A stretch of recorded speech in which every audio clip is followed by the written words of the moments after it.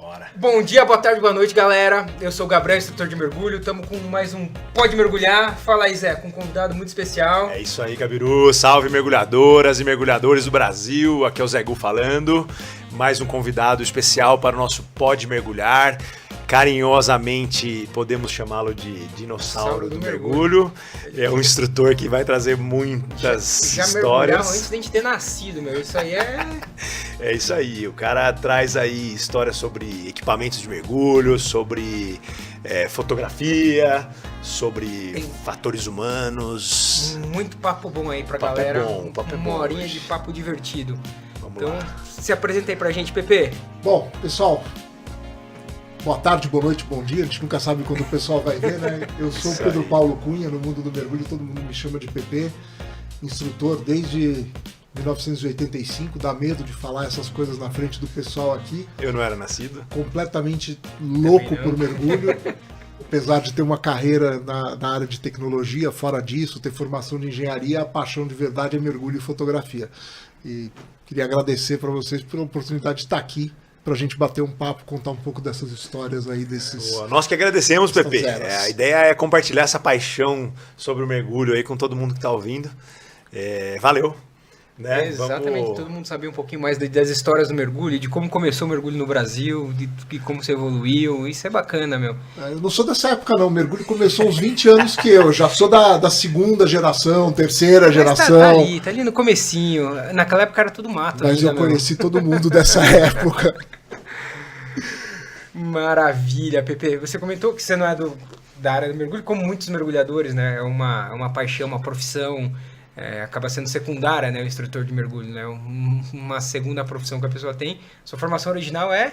Eu sou engenheiro naval, com uma especialização maluca, talvez o único cara do Brasil especializado em fabricação de submersíveis. Mentira, Mas cara. a última vez que eu vi isso foi na faculdade, tá? Depois disso eu quase não mexi mais com essa brincadeira. Mas fala isso, dá umas perguntas boas para essa época, depois do... Submersível tá em alta agora. Exato. Depois da faculdade voltou agora. Voltou, também me descobriram, eu lembrei que eu era isso agora, quando começaram a me ligar, falaram, olha, você tem um trabalho publicado sobre submersíveis? Quando achar Eu seu falei, currículo... tem mesmo? Você não lembrava disso. Teve uns artistas aí que andaram tentando chegar no Titanic, né? E não vou falar não voltaram, nada. né? Não vou falar absolutamente nada disso daí. Essa história é Então tenebrosa. tá bom, pula essa parte. Essa daí... Vamos falar sobre o... Você começou a mergulhar em 83, Cara, é eu isso? comecei a mergulhar, para falar a verdade, em 78, 79. Caramba. Mas naquela época eu pegava equipamento emprestado de pai de amigo, mergulhava em piscina. E de onde surgiu esse desejo pelo mergulho? Cara, eu não tenho a menor ideia. Nasci com esse defeito. Quando eu tinha, sei lá, acontece, 7, né? 8 anos, ganhei de presente, não é nem da época de vocês, os cilindros da Cobra, que chamava Cobra Mike. Não sei se vocês já viram isso daí, era um cilindro que boiava e o regulador era um snorkel. Então era um cilindro de plástico que você colocava nas costas, ficava boiando deitado e respirando por uma mangueira como se fosse uma bela de regulador. Meu. Nossa, eu ia para a piscina do clube com aquele negócio e não saía mais. Mas só consegui fazer o curso para valer, terminar o curso em 83, porque não tinha grana. Então só quando eu comecei a trabalhar na faculdade que sobrou dinheiro para ir lá, tomar coragem e fazer meu curso na extinta Aquamundo. Boa. E aí, desde desse início no mergulho, o que mais te encantou primeiramente? Aí? Você gostou mais de qual área do mergulho? Mergulho técnico, mergulho... Cara, eu sempre fui um cara que gostou da parte técnica do mergulho. Não interessa o que é. Né? Tinha gente que falava para mim que o negócio não era mergulhar, era toda aquela preparação que a gente tem para o mergulho, fazer a parte técnica do mergulho acontecer. Equipamento, tudo. Isso sempre foi uma paixão louca. Eu acho que isso é mal de engenheiro, né? Eu também, eu costumo brincar, também sou instrutor de mergulho técnico, eu costumo brincar que o mergulho técnico é uma brincadeira de Lego para adulto, né? Que seu mergulho começa muito antes. Separar o equipamento, escolher, configurar, é muito gostoso. Para mim é uma das partes mais prazerosas do... É prazerosa, eu diria que isso para mim é o que dá tanto prazer quanto fotografia. Esse é um negócio que você sair de um mergulho com uma foto legal, né? Você vê uma foto tua na capa de uma revista, isso dá uma recompensa muito grande, pessoal, pra gente. Sim. Então eu sempre gostei muito dessa parte. E tem um lado que hoje não é mais tão significativo, mas tinha uma época que eu fazia exploração, né? De me enfiar em caverna que ninguém nunca tinha mergulhado. Hoje tem gente fazendo muito mais do que isso aqui no Brasil. Mas tinha essa coisa de você ser o primeiro em algum lugar, de você fazer alguma maluquice que ninguém fez, esse tipo de coisa. Mas acho que o tech... fazer um belo mergulhinho lá na Corveta, em Noronha, tirar foto na Corveta. Quer me deixar feliz? Me deixa um mês em Noronha fotografando a Corveta, eu não preciso de mais nada na minha vida. Até eu que sou mais bobo ficar um mês em Noronha. Qualquer um, né? Fácil. Desde que você não esteja carregando o cilindro para um lado e para o outro. Né? Ficar de turista em Noronha é tranquilo. Ficar lá de Dive Master não tem muita graça. E aí você virou instrutor de mergulho... Quando foi isso? É uma história curiosa, né? Eu fiz o meu curso em 83 e aí a primeira descoberta que eu fiz foi que eu não tinha dinheiro para mergulhar. E naquela época tinha muito pouco instrutor e as escolas desesperadas por Dive Master. Então a escola, você não pagava para fazer o curso Dive Master, você fazia e trabalhava para a escola, estava bom. E aí foi que eu fiz o meu curso, naquela época chamava monitor, né? Não existia nem o termo Dive Master. Isso foi em 84. E aí, em 85, eu passei para instrutor, basicamente para custear os meus mergulhos. Né? Era uma forma de eu ir todo fim de semana para Angra dos Reis mergulhar de graça. E foi a forma que eu achei para sustentar o hobby até 91, quando eu comecei a ter uma vida profissional que dava algum dinheiro para poder sustentar o hobby. E aí você começou a fazer fotografias subaquáticas logo em seguida? Ou você se tornou mergulhador técnico antes disso? Não, eu comecei com fotografia em 88. 88 eu ganhei minha primeira Nikonos. Né? Tempos que a gente era feliz, que tinha uma maquininha que era desse tamanho, que fazia tudo direitinho. Né? Eu ganhei ela em 88, comprei os flash em 90, né? Aí você vê como era, né? Você comprava a câmera num ano, os braços no outro, o flash no outro. E aí comecei a fotografar para valer mesmo em 90. Aí acho que fui fotografando direto. Em 95 foi quando a gente começou a fazer as coisas de tech. Foi a época que a PGIC estava criando a PGIC Tech aqui no Brasil. Né? Eu fui muito amigo do Marcos Werneck na época, até hoje. E aí surgiu a oportunidade da gente fazer os cursos de tech lá nos Estados Unidos e a gente foi para fazer o curso, acabou voltando instrutor. Né? Boa. E... Uma curiosidade do seu início como fotógrafo subaquático. Naquela época era muito difícil ser fotógrafo subaquático, né? Porque não tinha nada especializado direito assim, para essa atividade. Né? As máquinas eram de filme ainda, você tinha que... Mas é um negócio engraçado. Você tinha mais equipamento especializado naquela época do que você tem hoje. Por quê? Não sei se vocês já viram uma Nikonos. A Nikonos era uma máquina da Nikon feita especificamente para fotografia subaquática. Então ela não tinha caixa estanque. Ela já era selada para isso. Né? As lentes dela eram lentes feitas para fotografia subaquática. Então não tinha essa história de lente, adaptador, anel de extensão, domo que tem hoje. Era uma lente deste tamanhinho que ficava em contato direto com a água, desenhada para funcionar debaixo d'água e que produzia fotos absolutamente incríveis. Eu, se pudesse continuar fotografando com a Nikonos até hoje, eu era um cara muito feliz. Você só muda porque veio a revolução do digital. Sim. Né? Então você pensar que você vai cair na água com um rolo de filme limitado a 36 fotos E depois tem que e que você não tem a menor ideia do que aconteceu e do que está saindo, hoje ninguém faz. E na época alguns fotógrafos acabavam levando 2 câmeras com ele. Acabava o filme de uma, o cara trocava para outra. Tinha umas técnicas, você colocar só a pontinha do filme para conseguir tirar 38, 39 em vez de 36. Tinha umas coisas desse tipo.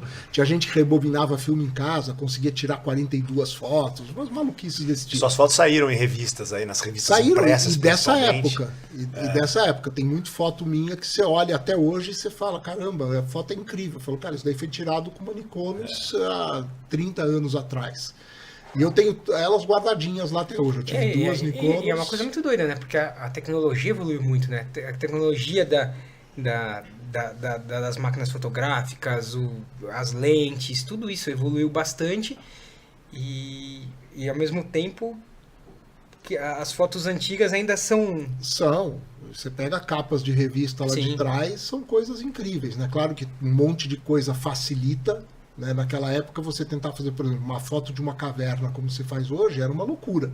Dava para fazer? Dava, mas você ia tentar 500 vezes até funcionar. E hoje a quantidade de luz que você tem, a intensidade dessas luzes, a potência, é tudo muito mais simples, né, para nossa vida.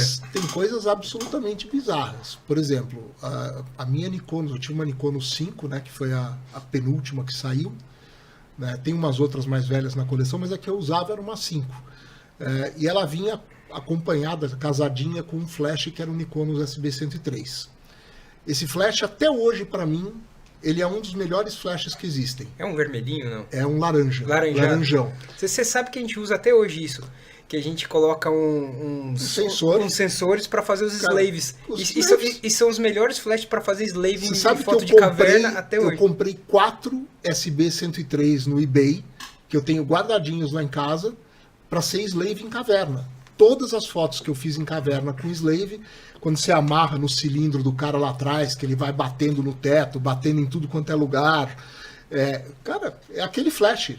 Não interessa o que você faz com ele. O meu que eu usava em 1988, 1990, ele funciona até hoje. Pus um cabinho lá de slave com sensor, ele tá lá, alegre e sorridente. A gente tem 5 desses flashes que a gente usa também. E os bichinhos são guerreiros, meu. Muito legal. Guerreiro. Põe 4 pilhas AA nele e você tá feliz. E sabe o que é engraçado? Porque eu tenho e já uso há muito tempo e eu não fazia a menor ideia da idade desses flashes. Pra mim, tipo, era só uma coisa que saiu de linha e, tipo, tá tudo certo. 30 anos. 30 anos. E se você quiser, você acha deles novos pra comprar. Porque teve gente que ficou com esse troço em estoque. Às vezes o cara vende lá por 50, 100 dólares. Toda vez que aparece no eBay, eu compro um. Porque eu vou falar, cara, eu vou usar esse troço pro resto da minha vida. Não, eles são ótimos, meu. Puta, é a melhor coisa. Pra fazer as fotos em caverna, fazer como slave, aquilo ali. Não precisa mais nada. Só pra gente contextualizar pra quem tá ouvindo e não sabe, que são os flashes que a gente amarra no mergulhador e coloca um sensor, e quando a máquina dispara o flash, ela ativa esses flashes e dá uma noção de profundidade na foto, né? Então você acaba conseguindo iluminar muito mais. E é uma missão fazer isso, porque você tem que amarrar nos mergulhadores, os flashes tem que funcionar, porque às vezes eles são sentimentais, às vezes eles não funcionam. O mergulhador tem que lembrar de deixar o sensor no lugar que ele seja visto. Exato, às vezes você monta uns no chão para iluminar o fundo da caverna. É uma maratona. É uma ciência fazer esse negócio funcionar e dar certo. Agora, você imagina tentar fazer isso na época do filme, porque hoje o digital você bate e você olha, o flash daquele mergulhador não disparou, ô Zé, arruma um sensor aí. E uma coisa interessante, quem estava falando, né, da evolução dos equipamentos, e hoje tem equipamento, que custa um carro zero se você for comprar um equipamento subaquático para tirar foto, e não se usa ainda os flashes modernos, a gente usa esses antigos que, funcionam super bem. E essa era uma coisa que naquela época, por incrível que pareça, fazer fotografia submarina era mais barato, porque você comprava uma Nikonos, o corpo custava, sei lá, $1.000. Você não tinha que comprar caixa estanque, não tinha que comprar domo, você não tinha que comprar nada. Você comprava Nikonos, comprava 2 ou 3 lentes, comprava uns anéisinhos de extensão para fazer macro, cabia tudo numa malinha desse tamanho e você era um cara feliz. Hoje você precisa de um carro para transportar o equipamento, né? Nossa, eu vejo, a gente tem uma galera na escola que faz fotografia, quando eles vão viajar é um sofrimento. Carregar toda aquela tralha, aquele peso e a preocupação de danificar o material. E você sabe que isso me custou uma época na fotografia, né? Porque quando o filme começou a desaparecer, né? Na hora em que saiu o digital, em terra todo mundo migrou para o digital e aí ninguém mais tinha paciência para fotografar com filme, né? Perdeu a graça do negócio. É bacana até para você treinar hoje, dar curso, esse tipo de coisa, mas na época largou. Em acho que 2000 foi quando eu comprei a minha primeira digital, com uma caixa estanque e tudo. Cara, eu achava aquilo horrível. Um trambolho, uma mala enorme, um trabalhão para montar toda vez. E aí eu estava numa época que tinha acabado de nascer meus filhos mais velhos e cara, falei, não, vou largar esse troço aqui.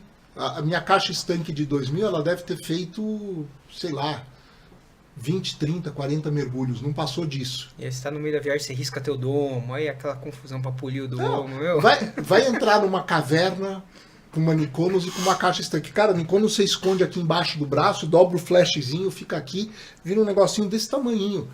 Aí você entra com uma caixa estanque, com um domo gigante, com um braço gigante. Vai pegar uma caverna tipo Gin Springs na Flórida com aquela corrente desgraçada, você queima uma stage para conseguir entrar na caverna. Exatamente.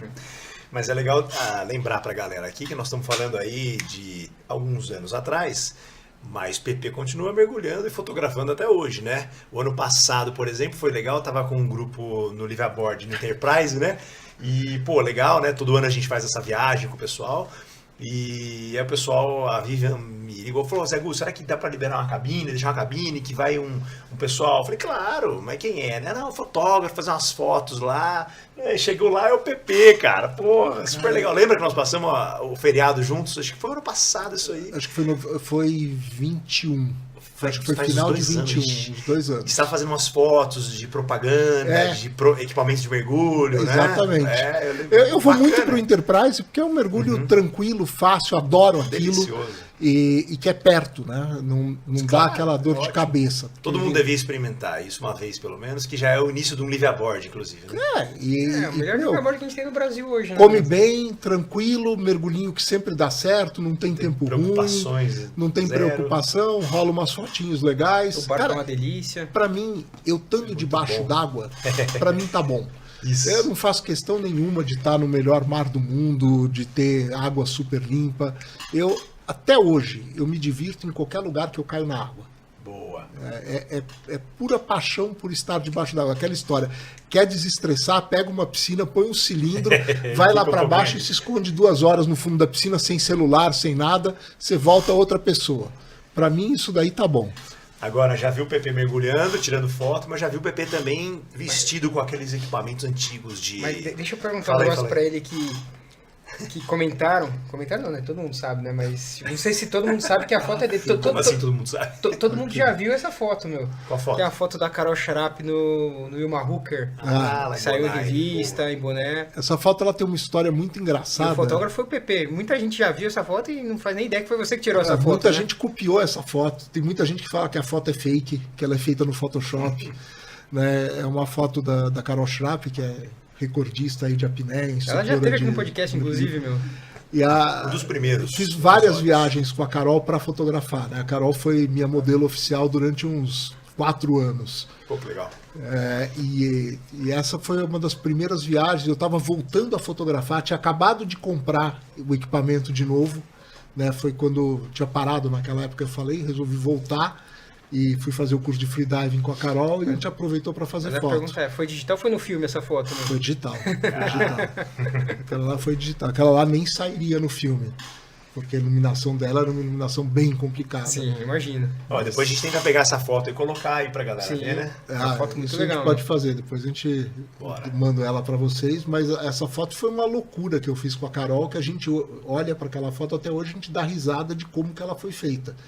Porque a gente imaginou a foto, mas não tinha a menor ideia como você colocar uma pessoa com um vestido de noiva debaixo d'água a 30 metros de profundidade. É coisa que só dá para fazer com a Carol, né? Que só ela é louca o suficiente e capaz para fazer um negócio desses. E aí você tá lá em Boné, pergunta onde você acha um vestido de noiva, onde você acha, como é que você faz para entrar na água no Rio Hooker com um vestido. E isso não foi planejado antes? Vocês decidiram lá em Bonaire fazer essa foto? A gente chegou em Bonaire para fazer o curso, a gente ia lá também para fotografar. A gente pensou em várias coisas para fazer no naufrágio do Rio Hooker, que eu acho que até hoje que é um dos naufrágios mais fotogênicos que tem. Dá pra fazer muita coisa legal lá.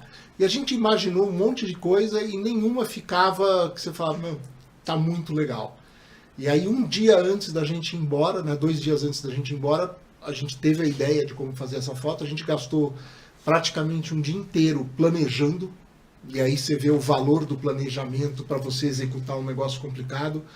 Porque você vê o pessoal fazendo hoje, copiando esse tipo de foto, fazendo isso aí nas Bahamas, é uma equipe de 10 pessoas. Tem mergulhador de segurança, tem cara com cilindro, com cabinho para dar regulador para mergulhadora, tudo ensaiado, tudo preso no naufrágio.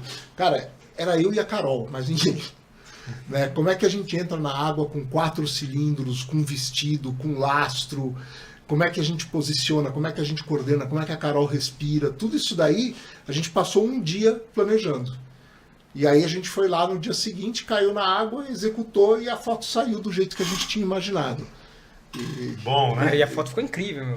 Essa foto já rodou o mundo. Eu acho que todo mergulhador pelo menos aqui do Brasil, já viu essa foto, cara. Não tem como não ter visto essa foto. 10 anos depois, ela continua sendo a minha foto favorita. Eu tenho ela... curiosamente, já vendi um monte delas em quadro. O pessoal faz ela impressa em canvas, né? Com aquele tecido que parece uma tela de pintura.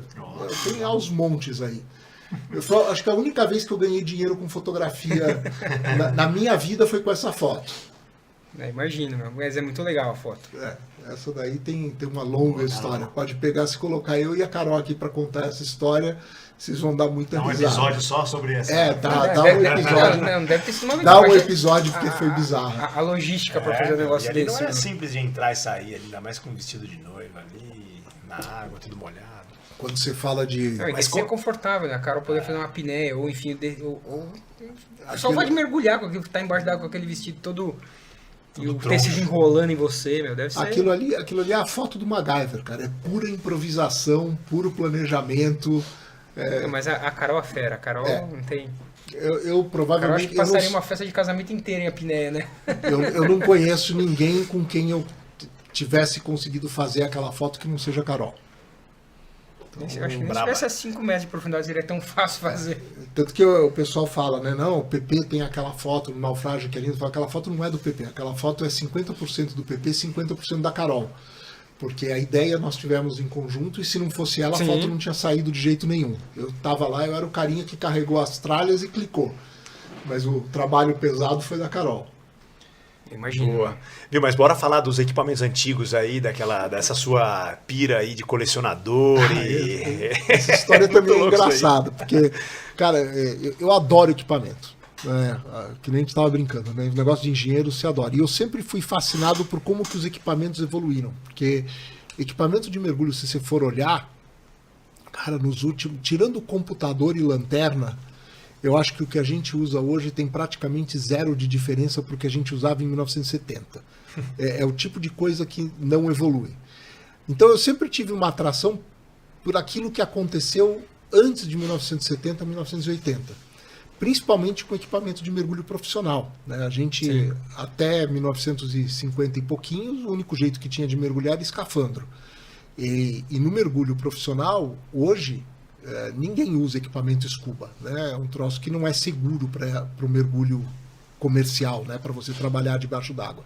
Então ali você viu um monte de coisas acontecendo ao longo dos anos e eu tive a oportunidade de comprar meu primeiro capacete, comprar meu primeiro regulador antigo, de achar uma máscara antiga para compor um kitzinho com regulador. Tem uma coisa que eu tenho vontade de ter em casa, é um capacete. Um capacete, é o MK5, né? É o Mark V. O Mark Vai V, gastar uma Sabe graninha pra o que ter é um mais Mark legal V do que hoje. você ter um capacete? É fazer o curso para você usar isso aí. Vai rolar logo na Die for Fun, hein? Fala aí, Pepe. Esse é divertido. Bora fazer esse curso aí. Porque eu já tinha mergulhado com todos os meus equipamentos, né? Já tinha mergulhado com o Mark V em 1990 e alguma coisa, tive uma oportunidade de experimentar. Aí é uma coisa que a gente nunca fez, né? Precisamos fazer isso, exatamente. Então, eu tenho um cursinho bem legal, tava falando pro Zé Gu, que é um curso em que a gente pega todos os equipamentos de mergulho profissional de várias épocas e coloca o pessoal para usar na piscina para trabalhar para valer, montar uma estrutura, ver como é a vida de um mergulhador profissional.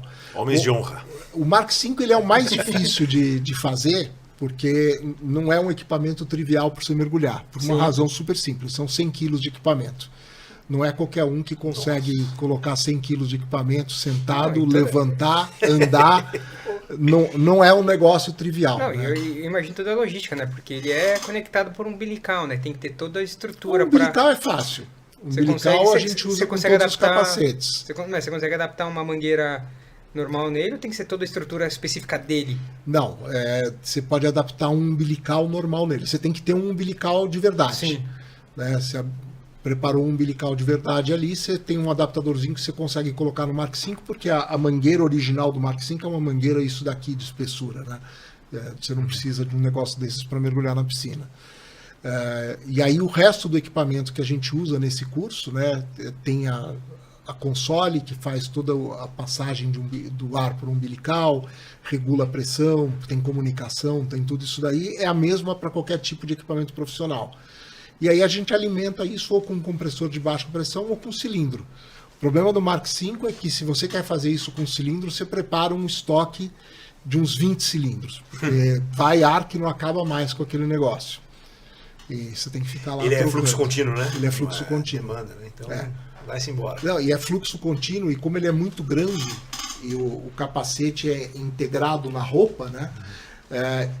Para você circular o ar e não ter acúmulo de CO2 dentro dele, você tem que ter uma vazão de ar muito Gigantesca. grande. Tem mais ar entrando do Entrando e saindo, entrando e saindo, entrando e saindo o tempo Olha que inteiro. louco. Então os cilindros ficam geladinhos. Você põe um cilindro lá, 10, 15 minutos no máximo ele já foi, você já tem que Bora, ir Pepe, por tá outro. agendado já embora. esse curso aí. Missão e trocar o Vamos fazer cilindro esse curso. rapidão toda. Mas é tranquilo, porque tem na console é super seguro, porque você tem 2 entradas de cilindro entendi. e uma entrada de baixa pressão. Boa. Então você põe um cilindro, A hora que tá acabando, troca de já lado, troca. você já troca, põe outro, troca de lado. Entendi. É bem tranquilo. Legal, meu. Pô, Isso dá interessante, trabalho né? para os alunos, né? Porque eu não vou ficar fazendo isso daí, né? A gente Não, põe o tem aluno que para aprender, trabalhar né? e ficar trocando. Lógico, tem que aprender, né? Dar o suporte. Tem que fazer todo o trabalho do mergulhador comercial. Mas essa paixão que você tem pelos equipamentos antigos é legal, porque não é uma coisa tão fácil você encontrar, né? Acervos de equipamentos de mergulho, né? Pessoas que preservem isso, que guardem. Eu acho que o único lugar que eu vi um acervo incrível foi o Museu do Mergulho que tem em Key Largo, na Flórida, que eles têm um acervo muito legal de... Que está longe de ser o maior acervo do mundo. Viu? Mas aberto Ó. ao público, eu acho que ele é o maior. Assim, né? em formato de museu, Público, assim, né? pra Na você Europa visitar. tem alguma coisa. Aham.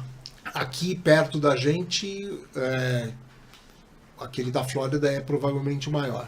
Que é uma coisa difícil você encontrar, né? Esses acervos, ainda mais ter acesso a eles, enfim. Tem um outro museu na Flórida que pouca gente conhece, que fica ali em Panama City, que é o Man Underwater, como é que chama? Man in the Sea, que é muito bacana também, que tem toda a história de como foi criado o mergulho de saturação nos Estados Unidos, os habitats submarinos, os submersíveis que eram usados naquela época, tá tudo lá, é um museu bem legal para se Pô, visitar bacana, também.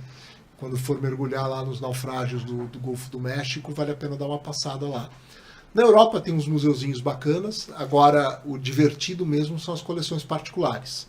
Eu imagino. Tipo a sua.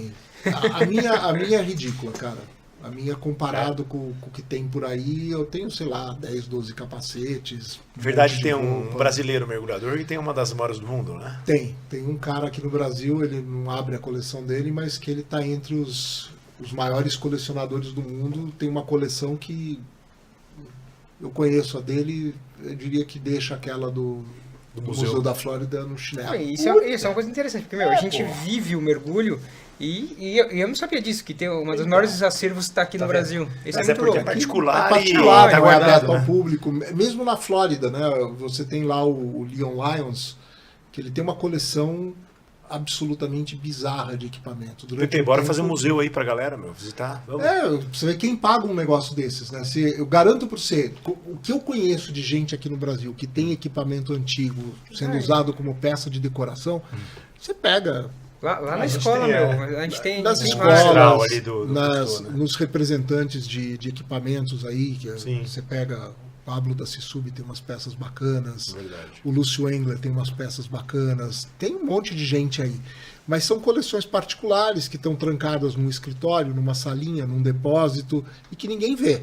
Falta alguém que queira patrocinar uma sala, dá para montar um museu muito bacana. A gente, uma época, chegou até a cogitar de montar lá no Aquarrio, no Rio. Ah, já Como usar a estrutura ali, né? Usar a estrutura como uma exposição permanente. Eles fizeram um negócio bem legal lá. Aí, ó, fica a dica aí, Você ó. quer uma doideira? Não sei nem se a gente podia falar um negócio desse ou não, porque hoje em dia não é uma coisa mais politicamente correta, né? A gente tem que ganhou de presente de um cliente as gaiutas do Príncipe das Astúrias, umas válvulas de cobre, que na época a galera mergulhava lá e retirava essas peças. E o cara tinha na casa da praia dele de enfeite, e aí ele começou a mergulhar e falou, pô, eu tenho umas peças de mergulho que ele nem sabia de onde Nunca é. vi ninguém fazer isso, não. Nunca vi ninguém tirar peça de naufrágio. Nunca mergulhei nos anos 80 para fazer essas coisas em naufrágio lá no Nordeste. Isso é tudo... Isso é tudo lenda, tudo lenda, né? Tudo E lenda. aí ele nem sabia de onde era direito, ele trouxe e deu de presente pra gente. E, pô, a gente falou, cara, é tudo do Príncipe das Astúrias, as peças, Se muito você tiver legal, meu. paciência para procurar, você vai descobrir muita coisa em antiquário que quando você olha tem uma história Incrível por maluca trás por e- dentro. Tem naufrágios tipo André Doria nos Estados Unidos, os caras já resgataram tudo que dava para ser resgatado daquele navio, e vira e mexe morre alguém aí que tinha uma coleção, esse troço vai parar num leilão, num antiquário, e aí tem peça voando para tudo quanto é lado. E equipamento é assim também. Vira e mexe, tem um monte de gente na Europa, principalmente, escarafunchando lá, vendo leilões, vendo e porque espólio. eu acho que esse tipo de coleção é uma coisa muito pessoal, né? O cara tem que ter a paixão pelo negócio, né? Daí quando o cara morre e fica para a família já não tem mais interesse em ficar com esse tipo de coisa. Eu imagino que vá Tanto tudo que pro... no meu guia do que fazer depois que o PP morrer, tem o nome dos caras para quem minha família tem que procurar para vender minha coleção por um preço decente. Pô, põe nosso nome. Cara, muito inteligente isso aí da sua parte, viu? Isso aí não gera Senão vai pro confusão, lixo. já deixa tudo certo. Não porque só tem valor para quem entende Pra e quem sabe conhece, o que é. né? Se Cara, fica no... e tem valor. Tem Lógico. um Mark V original em boas condições hoje, você pegar um na época da Segunda Guerra ou coisa parecida, você compra um por $15 mil lá nos Estados Unidos. Imagino que suas câmeras fotográficas também, você deve ter todas elas guardadas. Todas. Tem umas outras besteiras também. Uma câmera fotográfica eu guardei todas dentro e fora d'água. Computador eu tenho muita coisa guardada. Dá para fazer uma brincadeira legal. Mas de equipamento de mergulho a coleção é bizarra. Eu acho que eu nunca joguei uma peça minha fora. Durante muito tempo, tudo que eu podia comprar, que eu achava por aí por um preço razoável, eu comprava. Então tem... O triste é olhar que eu mergulhei com boa parte das coisas que estão hoje no museu. Né? Aí você vê o lado dinossauro. Mas a parte boa que você viveu. Isso. Com tudo isso. E mais bacana do que isso, a minha coleção ela tem uma coisa que é um pouco diferente das outras. Muita gente tem as coleções para manter em exposição. O que eu faço? Eu faço questão que os meus equipamentos sejam todos mergulháveis. E eu já mergulhei com a maior parte deles. Então, se você quiser pegar um regulador lá de 1950 e ir para a água com ele, pode ir que ele vai funcionar. E eu tenho esse meu amigo que coleciona, cara, é maluco, mas a gente já foi mergulhar para Laje com o equipamento da época do Mike Nelson, uns dois loucos. Ele levou uns equipamentos desses para Truck Lagoon, para mergulhar. Tem foto dele mergulhando nos naufrágios de truck com regulador dos anos 60, 70, é divertido. Precisava fazer aquele nosso Mistral funcionar, né, meu? Fácil. A manutenção do Mistral é baba. Pronto. Você acha todas as peças, acha tudo. Coitado, tá abandonado lá na escola, meu. Fácil. Ô, Pepe, sobre cursos de mergulho hoje em dia, você tem ministrado cursos de mergulho de fotografia, mergulhos aí sobre equipamentos, até algum foco principal? Como é que você tá nessa... Hoje é aberto. Assim, eu desencantei um pouco de dar aula de mergulho comercialmente. Eu, durante muito tempo fui instrutor de escola, mas eu tenho paixão por ensinar quem quer aprender e gosto de ensinar direito. Então esse esquema de você ter que dar o curso num prazo fixo, de ter que cobrar barato para fazer aquilo, fazer o cara ir para a água rápido, esse troço não funciona comigo. Então hoje o que eu faço? Hoje eu dou cursos privados para amigo que me procura, que mostra que legitimamente tem vontade de aprender. Aí eu continuo dando desde o Open Water até Tech Trimix. Show. Terminei 21 lá em Noronha, estava terminando um curso de Trimix de uma amiga minha. Legal. Que fez o ciclo inteiro, né? Ela começou a fotografar comigo, ela foi desde não vou dizer do avançado, mas desde do intro do Tech até o Trimix a gente fez juntos. Legal. E agora ofereço aí para as escolas que se interessam muito mais cursos para o pessoal se divertir, como esse dos equipamentos profissionais. Eventualmente dou curso de fotografia, é um negócio que eu tenho uma paixão muito grande, mas eu não invisto muito tempo em dar aula disso. Uhum. E de coisa mais séria, tem os cursos de história do mergulho também, que a gente dá. Legal. Tem o curso dos equipamentos comerciais e tem os cursos de fatores humanos, que é um negócio que eu comecei a me interessar faz 2 anos e que agora eu ia puxar esse engrenando. Assunto aí, mas agora que você já tocou... Não vai sair do assunto. Isso é legal, cara. Fatores humanos é algo que está Isso aí dá papo por uns 5 podcasts, fala aí, Zé. Dá pra começar agora. Mas é muito legal. Uma temporada. Esse é um assunto diferente, né? Na época, eu tenho uma característica de ser um cara extremamente curioso. Eu não consigo ver alguma coisa na minha frente e não ler, não querer estudar, não querer aprender. E na época da pandemia, eu descobri o trabalho de um cara que chama Garrett Locke, que começou a estudar os tais dos fatores humanos no mergulho. Comecei a estudar lá em 21, 20, final de 20, pandemia, 21, por ali, na época da pandemia. Ele estava dando muito curso online, comprei o livro, fiz curso online com ele. E no comecinho de 22 a gente trouxe ele para o Brasil para fazer um workshop presencial que ele dá de 2 dias, que é...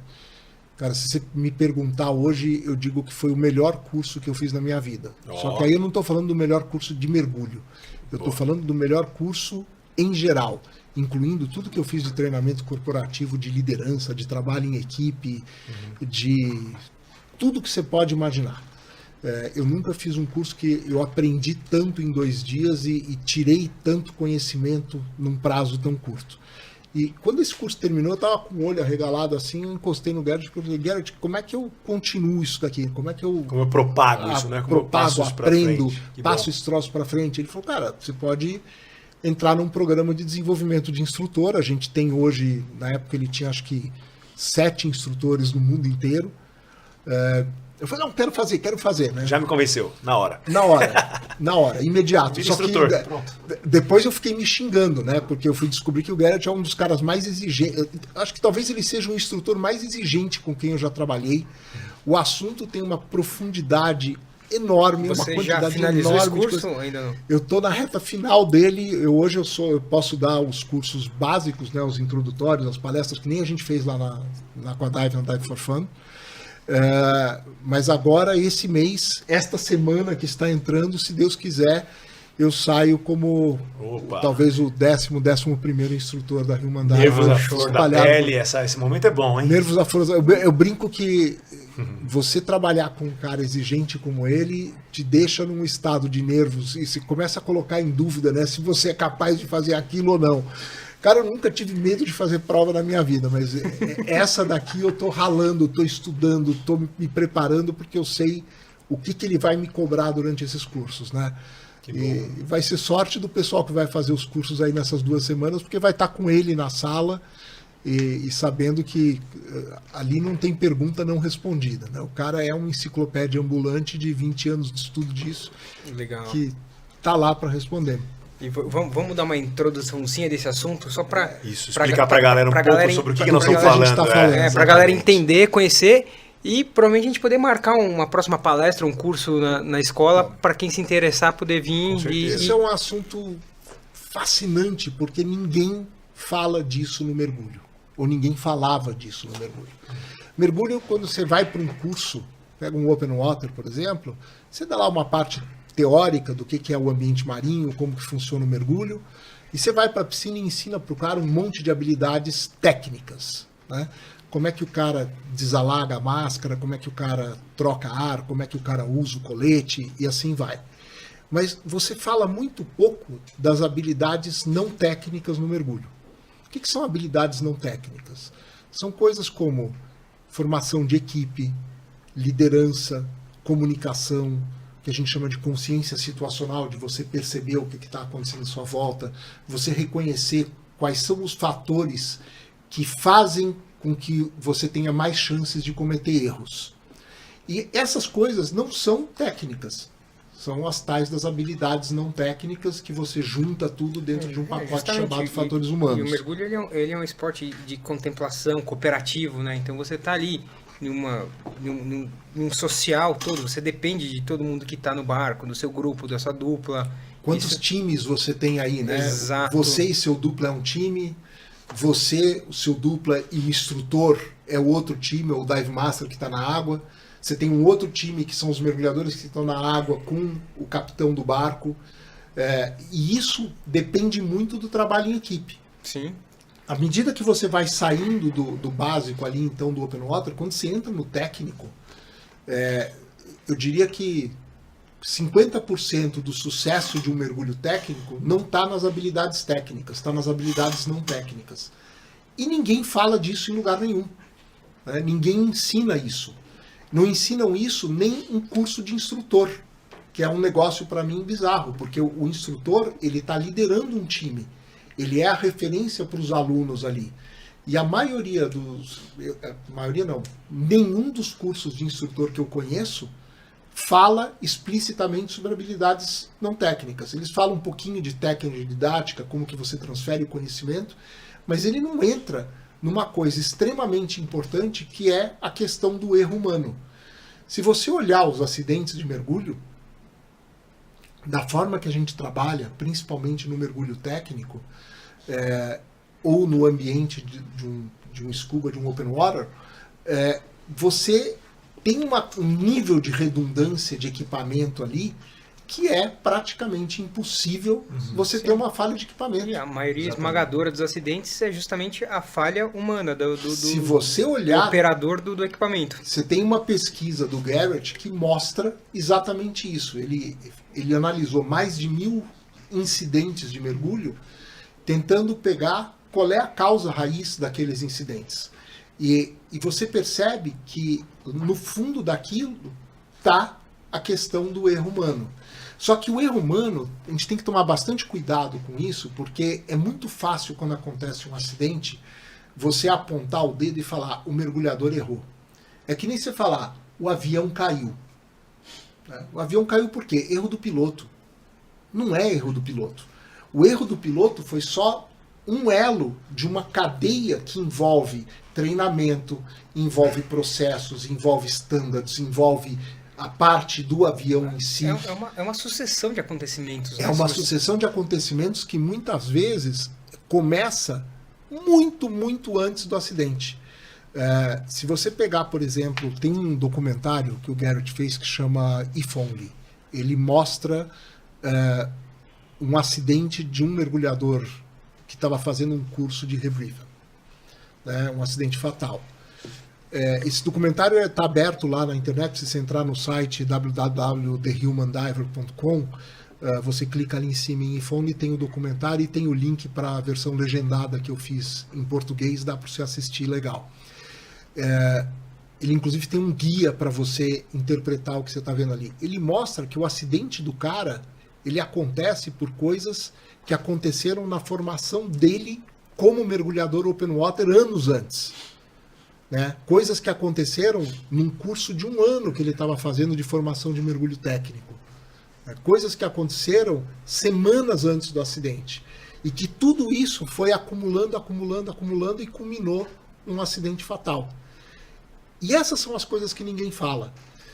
Quer um outro exemplo que é fantástico para você ver isso? Sim, porque é uma coisa muito complexa, né, meu? Envolve muitas coisas, muitos fatores, muitos acontecimentos, coisas que não dão para ser mensuradas também, né? Você pensar na mente humana é uma coisa, fascinante, complexa pra caramba, e pode ter acontecido coisas, sei lá, em determinadas situações que o cara não estava em um bom dia, ele teve um problema no trabalho, ele teve um problema em casa, enfim, e que não é transparecido para o dupla de mergulho dele, para o instrutor dele, nada disso.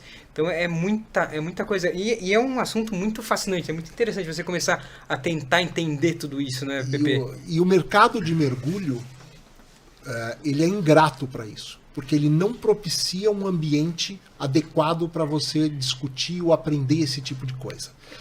Porque essas situações acabam se tornando um tabu, né? Quando você tem um acidente, você tem alguma coisa, uma infelicidade, é um tabu se conversar sobre isso, né? Diferente da... Onde deveria ser um aprendizado. Se você não conversa, você não tem aprendizado. Exato. Diferente da aviação, que tudo que acontece é reportado. Bingo. Então você consegue ter um estudo, entender e melhorar e ajustar as coisas para que não se aconteça mais, né? A aviação, desde os anos 70, 80, que os caras reconheceram que fatores humanos são essenciais para a segurança. E aí entra essa cultura de aprendizado com o erro, de você reportar o acidente, de você não buscar a culpa, você buscar a causa, de você divulgar o que aconteceu. Os relatórios de acidente de aviação são todos abertos. Você vai no YouTube, você pega o Aviões e Músicas lá, o canal do Lito, você pega o canal do Mentor Pilot lá, por exemplo, os caras contam toda a historinha do acidente e contam como. Ele não quer apontar o culpado. Ele quer entender por que o acidente ocorreu e como é que você faz para que ele não volte a ocorrer. Sim, eles apontam os fatos. Eu acho que quando tem pessoas que não estão envolvidas, olhando para aquilo, que são imparciais, você consegue ter cabeças pensando e entendendo o que está acontecendo, né? E mais importante... Isso só acontece quando você passa essa informação para frente, né? E tem que passar a informação direito. Quando você investiga um acidente de aviação, você tenta contar a história toda. Porque os acidentes eles não acontecem porque o cara tomou uma decisão errada. Primeira coisa que todo mundo tem que ter na cabeça, o ser humano é falível. Mais cedo ou mais tarde, você vai tomar uma determinada decisão que para você, naquele momento em que você tomou a decisão, aquilo era a coisa certa para fazer. Por quê? Você estava dentro de um contexto, você tinha um determinado conjunto de informações, você tinha uma determinada experiência, você processou um nível de estresse, você processou e falou, aquilo era melhor que eu podia ter feito. Então você olhar para um acidente e falar, o troço aconteceu porque o cara caiu na água com o cilindro fechado. Ninguém decide que ele vai sair de casa e cair com o cilindro fechado na água e morrer. Eu acho que só para exemplificar isso pra galera, acho que quase todo mundo já assistiu aquele filme O Sully, do Rio Hudson, que tentaram de todos os jeitos que a culpa fosse do piloto. Porque se ele tivesse pensado no time certo, na hora certa, ele conseguiria ter feito o retorno e pousado no avião. Só que aí fizeram aquilo que falou, mas só que ele levou alguns segundos... 15 segundos para descobrir o que estava acontecendo. E esse tempo foi crucial, porque eles colocaram uns pilotos no simulador e todos conseguiram pousar o avião voltando. Só que todos sabiam o que ia acontecer e estavam preparados para tomar aquela atitude. E aí quando tiraram 15 segundos desses pilotos, ninguém mais conseguiu fazer o pouso. Você lembrou de um negócio super legal e que, se alguém se interessa por esse assunto antes de assistir uma palestra, antes de fazer um curso ou qualquer coisa... Vai lá, procura no Netflix, ou seja lá onde está o filme do Sully, O Milagre no Hudson, e assista esse filme. Só que não assiste ele como um filme de aventura com o Tom Hanks ou coisa parecida, do heroísmo do Tom Hanks. Olha para tudo o que acontece dentro do filme, porque esse filme ele é uma aula de fatores humanos, Sim. de ponta a ponta. Não, é muito interessante, esse filme é muito legal. E o livro do Sully, então, é melhor ainda. Porque ele entra em muito mais detalhe. E ali você vê tudo. Você vê o trabalho em equipe entre piloto, copiloto e tripulação de cabine. E pessoal do controle de tráfego, e resgate, e polícia. Como que tudo isso interagiu para funcionar. Como é que o Sully coloca toda a experiência que ele tinha acumulado ali. E aquilo tem exemplos assim, que você fala... o cara errou porque o cara não seguiu o checklist. O cara errou porque o cara não fez o procedimento. Por exemplo, ali no filme você vê coisas que... Uma das coisas que acontece ali logo no início do acidente é que o Sully quebra uma regra sagrada da aviação, que é seguir os checklists da aeronave que ele está voando. Por quê? Porque ele sabia que tinha um checklist ali para o caso de pane de 2 motores... E ele também sabia que aquele checklist tinha sido desenhado para quando o avião está em altitude de cruzeiro. E que aquele procedimento que estava ali não ia funcionar porque ele estava a 700 metros de altura. Não ia dar tempo. Então a primeira coisa que ele faz, em vez dele ir no checklist e seguir o checklist, tenta restartar os motores, não sei o quê, ele liga a turbina auxiliar para ele ter potência para controlar o avião, para ter eletricidade no avião, para ter hidráulica no avião. Sem isso, ele tinha caído na hora. Aí entra nessa situação que você falou, né? Deles terem tentado no simulador e terem conseguido. Né? Tem a história dos 15 segundos, porque quando os caras sentaram no simulador, eles já sabiam o fim da história. Então, na hora em que os 2 motores param, eles já viram para um dos aeroportos e tentam pousar. Mas outra coisa que eles mostram ali foi quantas vezes os pilotos que estavam no simulador tentaram antes de conseguir. Eles não conseguiam pousar na primeira. Eles tentaram 15, 16, 17 vezes. Na 17ª ele consegue pousar. E o Sully fala no filme, na cena ali do julgamento, ele fala, cara, eu tive uma chance. Tinha que dar certo na primeira. Eu não podia arriscar. E quando você vai lá, tira 30 segundos do tempo dos caras e faz o cara, ninguém põe o avião na pista de jeito nenhum. Todo mundo cai em cima da cidade, em cima dos prédios. Aí, caso encerrado. Esse filme é obrigatório assistir e você pega a história e transpõe para o mergulho. Isso. Transpõe para a tua vida profissional, transpõe para a tua vida pessoal e você vê como que os fatores humanos ali têm uma influência enorme em tudo isso. É gigantesco, né? É muito legal sobre o que os cursos de mergulho proporcionam para as pessoas fora do mergulho, né? Esse é um caso típico. Perfeito para isso, né? E você falou aí sobre a questão um pouco da psicologia, eu acho, né? Como o sujeito tá naquele momento, a questão do bem-estar, se ele teve algum tipo de pressão antes ou não, né? Tem Tudo isso está envolvido, né? É muita coisa para se falar, porque as pessoas não entendem como é que funciona o nosso processo de decisão. Fatores humanos, no fundo, ele é um conjunto de técnicas para te ajudar a aumentar as chances de você tomar a decisão certa e diminuir as chances de você tomar a decisão errada. É isso que a gente quer. E a tomada de decisão em uma situação de extrema pressão é completamente... Não é fácil. Pressão é o que a gente chama de fator indutor de erro. Sim. Né? Você coloca pressão, as chances do erro acontecer são muito maiores. Né?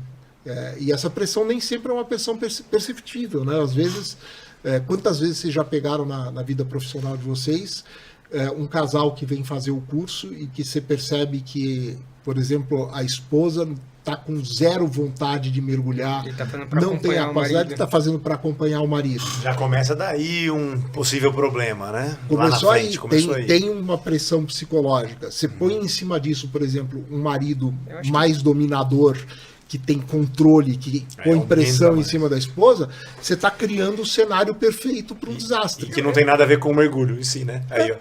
Eu acho que todo, Zé, né? Eu acho que todo instrutor já passou por isso, né? Pegou um casal que a pessoa não está muito afim de fazer, está fazendo para acompanhar o parceiro e acaba... Às vezes dá certo, às vezes não. Zilhões de situações assim. Sim. Por exemplo, você pega um grupo e leva para mergulhar... sei lá, Maldivas, ou pega truque. Escolhe uma viagem bem cara, para dar de exemplo, né?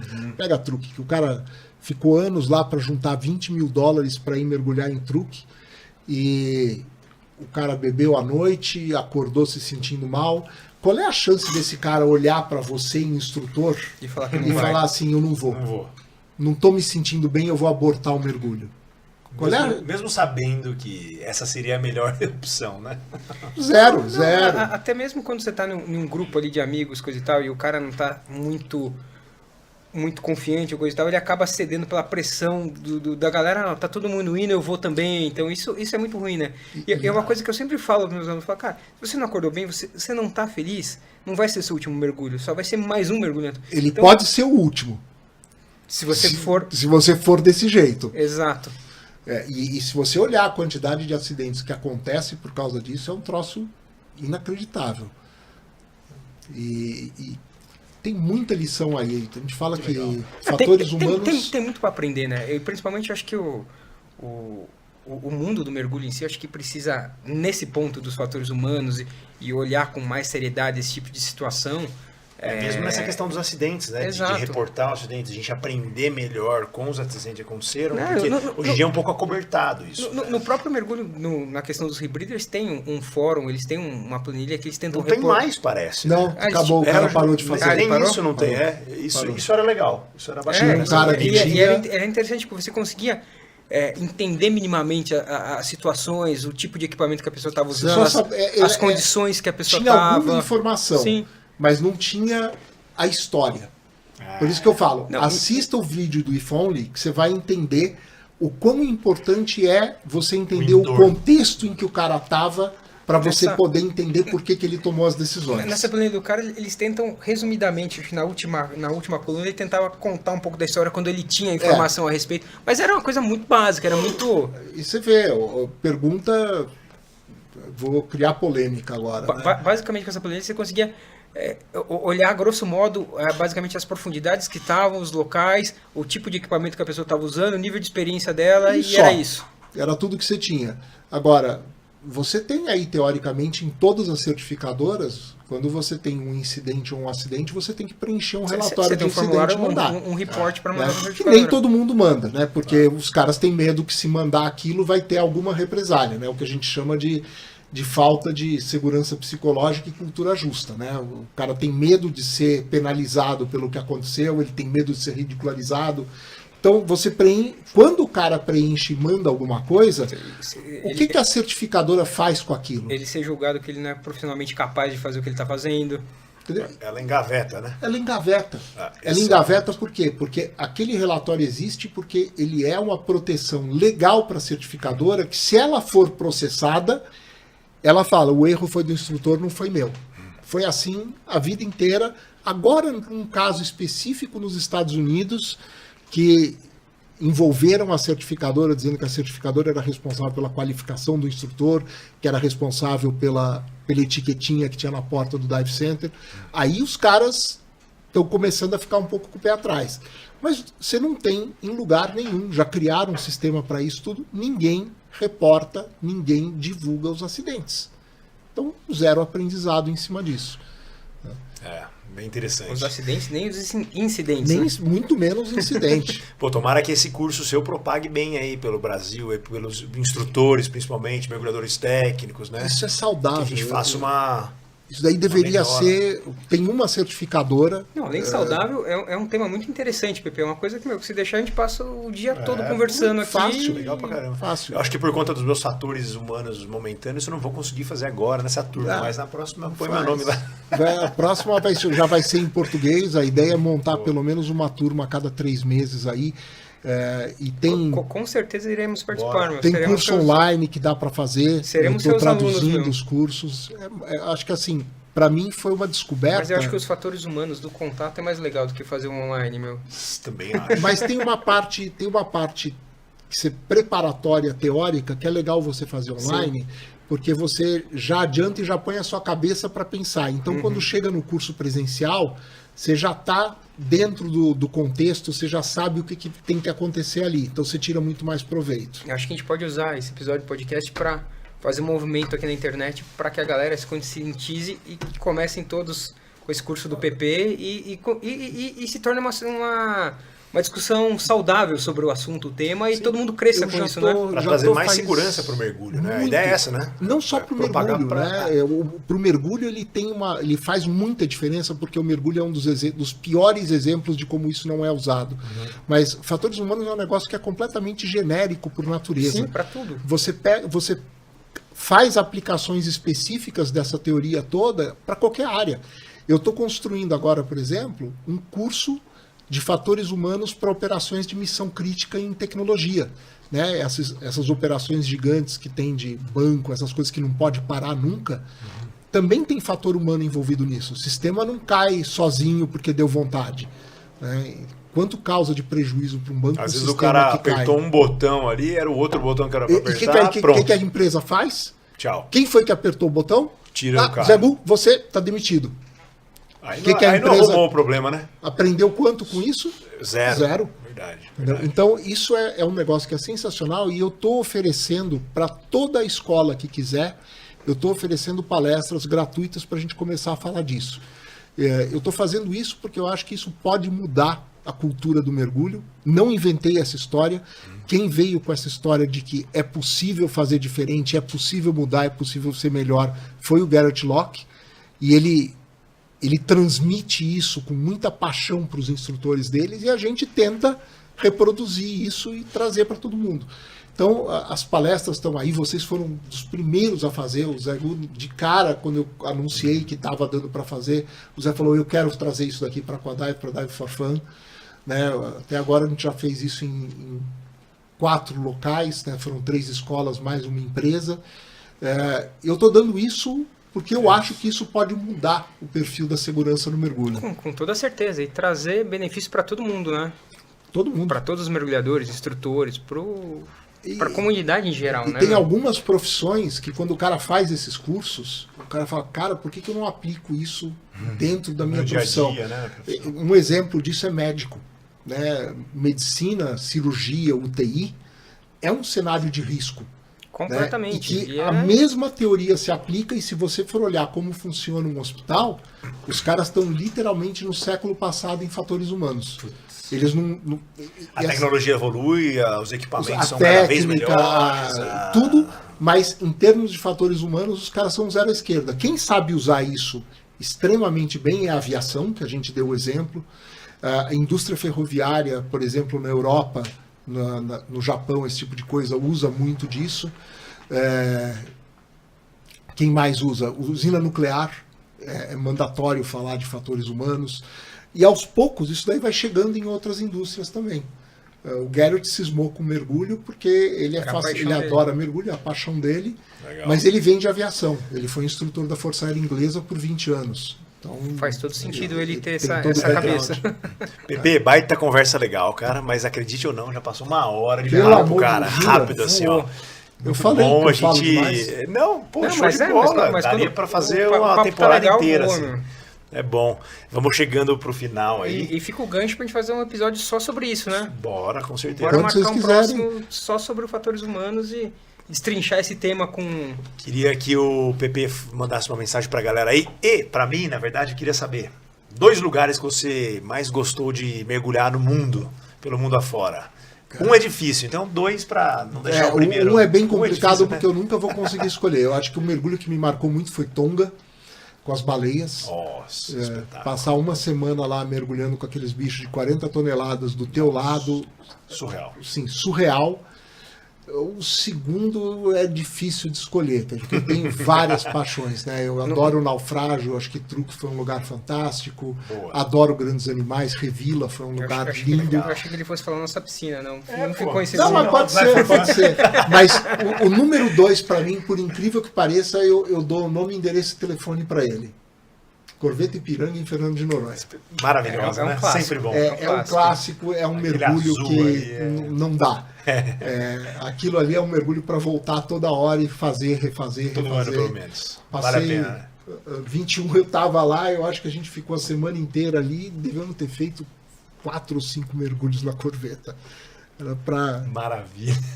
Eu passo o dia lá se precisar. Mas eu acho que esses 2 são os grandes. Pô, Pepe, que legal, cara. Valeu, obrigado mais uma vez pela sua visita, Pelo pela papo, sua que foi muito companhia, legal. pelo papo. Muito bom, que bom que deu certo. Que seja o primeiro papo de vários. Estamos aqui, diretamente dos estúdios Basement. Né, Gabiru? Valeu pelo papo, pela conversa. Um brinde aí pela Um brinde. Valeu, sua Pepe. dedicação. Pessoal, obrigado pela oportunidade. O que vocês precisarem, pela história, né? Eu não faço isso para ganhar dinheiro nem nada. Eu mergulho, dou aula por pura paixão. Então, estamos às ordens aí pra gente fazer o que quiser. Eu acho que isso é Tem- mandatório pro mergulhador, né? Todo mundo faz por paixão, né, cara? Essa paixão que não Tem tem que explicação. Eu não Tem que consigo ir primeiro, explicar. com certeza. E tem lá, eu tô no Instagram, Pepe Cunha, quem quiser, só entrar lá, olhar, me mandar DM, o que quiser. E logo logo a gente vai estar subindo o site de fatores humanos aqui. Vai ter bastante Maravilha, novidade Pepe. vindo aí pela frente. Obrigado pela Valeu, oportunidade. Pepe. Valeu. Tamo junto.